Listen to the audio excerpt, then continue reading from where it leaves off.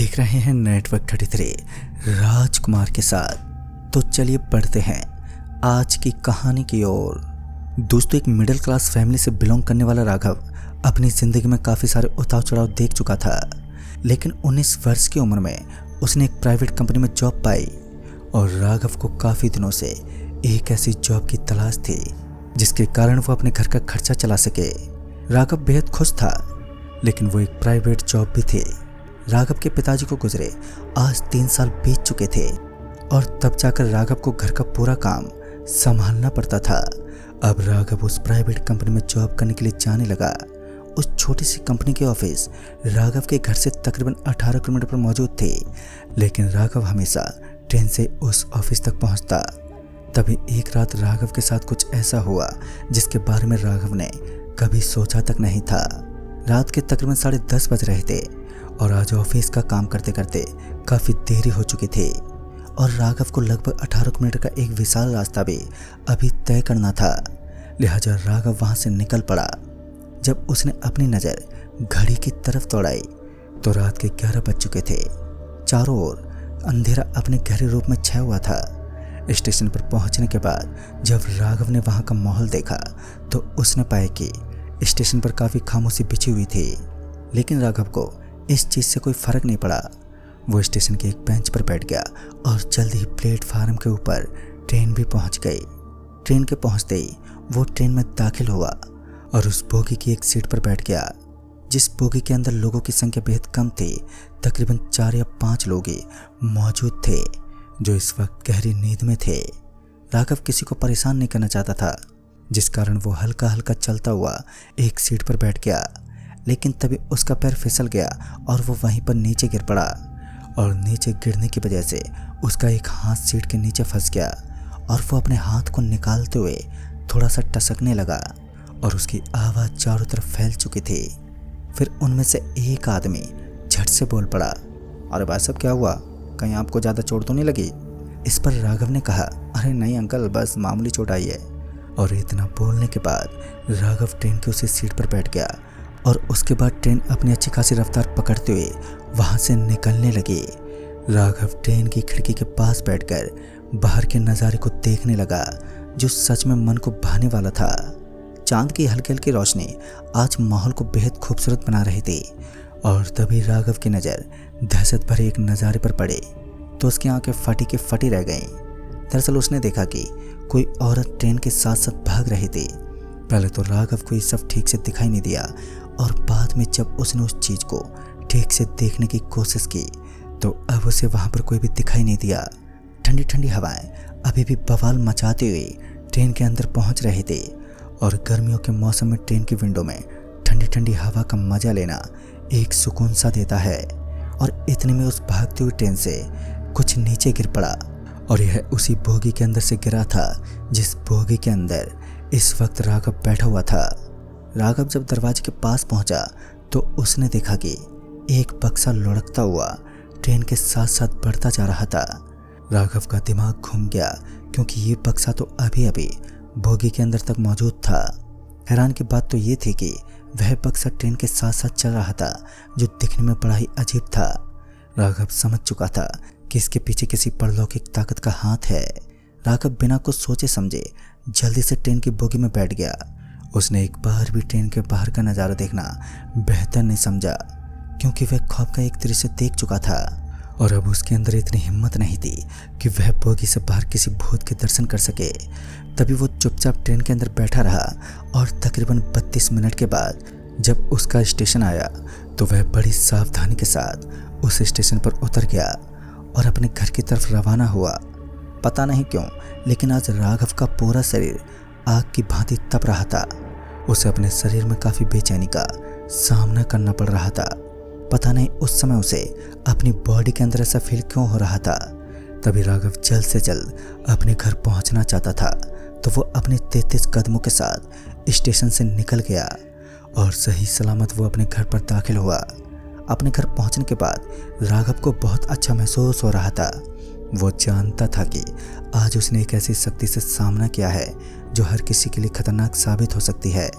खैर, उस रात राघव के अंदर डर का आतंक सा मचा रहा। वो पूरी रात दहशत के आंधी में जीता रहा। जैसे उसकी आंख लगती तो अचानक से उसे वही याद सताने लगती। लेकिन जैसे तैसे सुबह हुई और तब जाकर सब कुछ नॉर्मल होने लगा। और बाद में राघव फिर से तैयार था अपने ऑफिस की ड्यूटी निभाने के लिए। सुबह के 10 बजे राघव भरी धूप के अंदर वापस अपनी जॉब के लिए निकल पड़ा। आज उसे महीने की सैलरी भी मिलने वाली थी तो वो खुशी खुशी निकल पड़ा। धीरे धीरे वो रात में हुए उन सारे हादसों को भुला चुका था जो राघव को डराने के लिए पूरी तरह से कायम थे। खैर, सैलरी मिलते ही राघव का चेहरा खुशी से झूम उठा। उसे अपनी पहली सैलरी देखकर बड़ी ही खुशी मिल रही थी।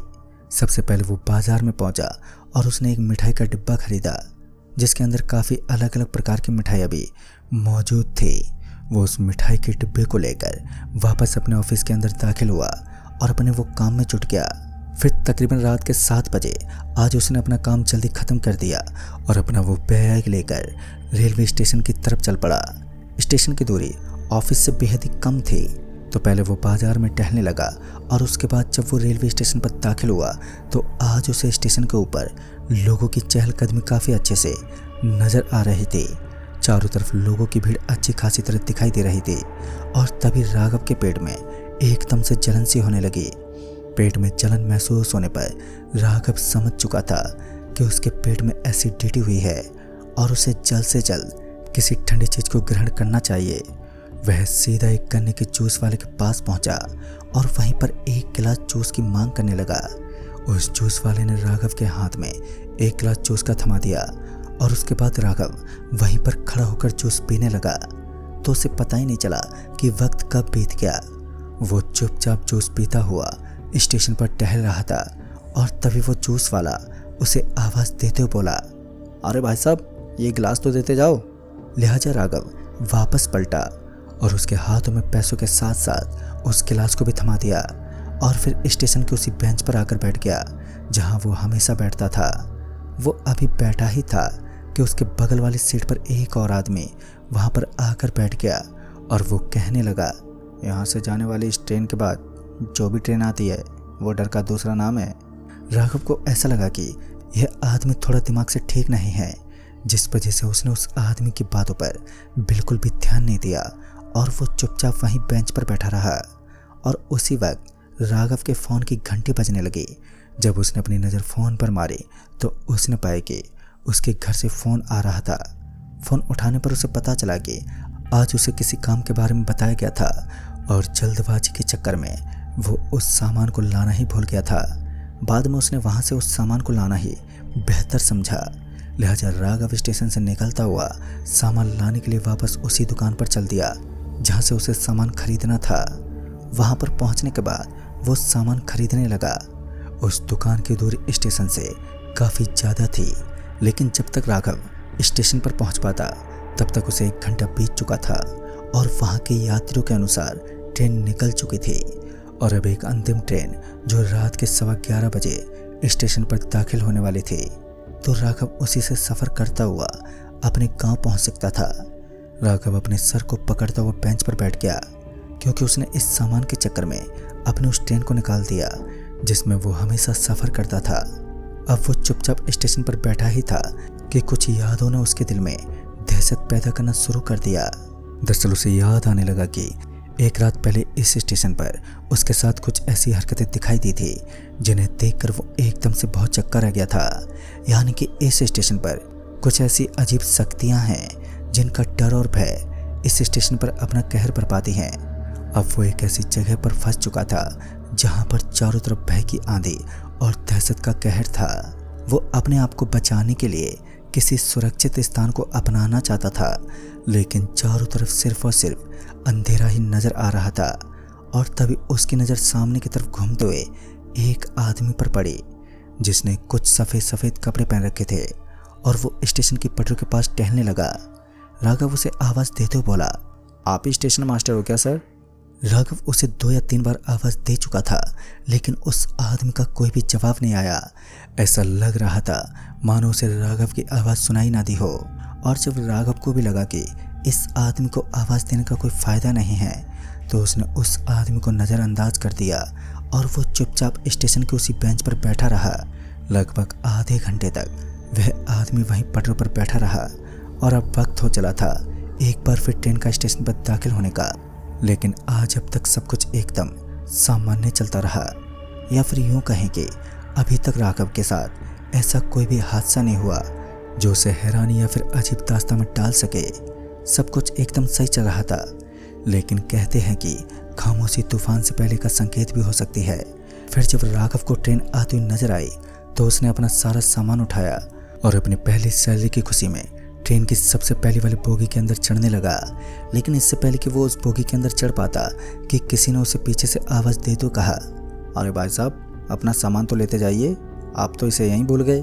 और जब राघव पीछे मुड़ा तो उसने देखा कि अभी भी उसका सारा सामान बाहर की तरफ रखा हुआ है। उसे समझ ही नहीं आया कि आखिर ऐसा कैसे हुआ, क्योंकि थोड़ी ही देर पहले तो उसका पूरा का पूरा सामान उसी बेंच के पास रखा हुआ था, जिस बेंच से उठकर वो अभी अभी ट्रेन के अंदर दाखिल होने वाला था। लेकिन जब उसने अपने हाथ की ओर देखा तो उसकी आंखें फटी की फटी रह गईं। उसे विश्वास ही नहीं हो रहा था कि इस वक्त वह जो नज़ारा देख रहा है वो असलियत है या फिर नहीं, क्योंकि उसने अपने हाथों में तो सारा सामान उठाया था, मगर इसके बावजूद उसके हाथ से सारा सामान गायब हो चुका था। राघव को अच्छी तरह से याद था कि बस कुछ ही पलों पहले उसने उस सामान को अपने हाथ में लिया था। इतने में ही ट्रेन का एक छोटा सा पाइप उसके हाथ से टकरा गया। दरअसल कुछ पलों में ही ट्रेन उस स्टेशन से वापस निकल पड़ी।